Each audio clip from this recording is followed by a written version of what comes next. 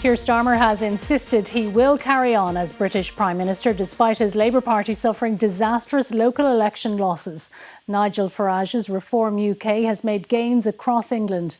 Counting is continuing in Scotland and Wales in the parliamentary elections, where Labour has lost power for the first time in 27 years.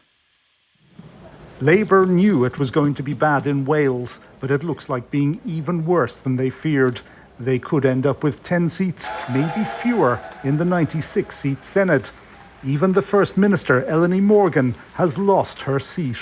In Scotland, the SNP is well on the way to returning to power, but like Plaid Cymru, will need support from others, probably the Scottish Greens. But it is becoming clear that the Scottish National Party is going to emerge as the largest party in this election campaign. The Prime Minister, Keir Starmer, says he will not resign over the election results. Well, I think it's very important that we don't sugarcoat these results, so I'm not going to do that.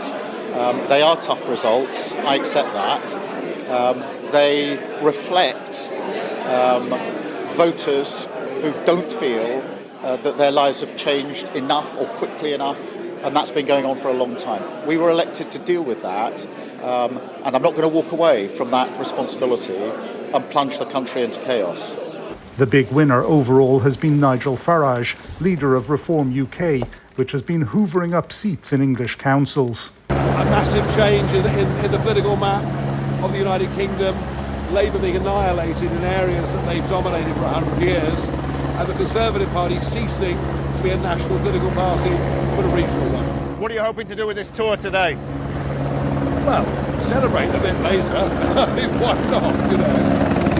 Reform's projected vote share could, if repeated in a general election, make Mr Farage Prime Minister. No, hopefully not. I hope sense will prevail. I think because he's he's a people's person. A lot of the young generation coming up are big fans of him.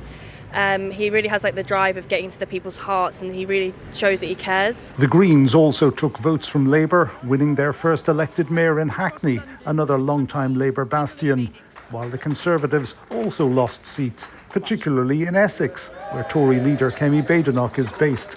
Most of their losses were to Reform UK. Sean joins us now. And Sean, disastrous results for Labour, as you've been reporting today. Surely now the pressure is piling on Keir Starmer.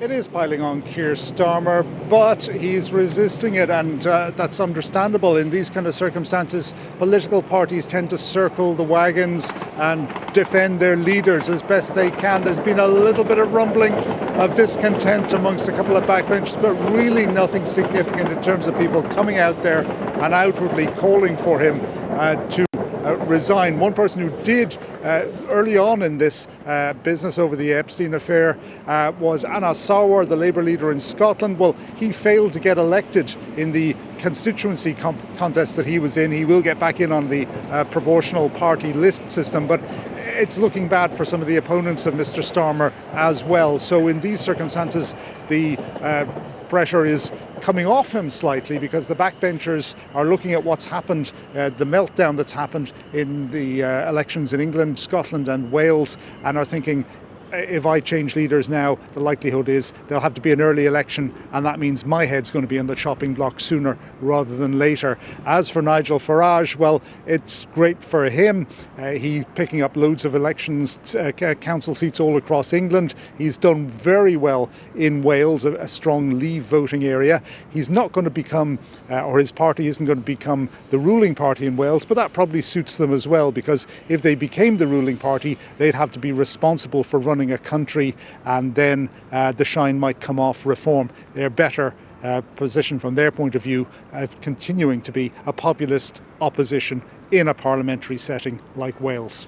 Sean, thank you.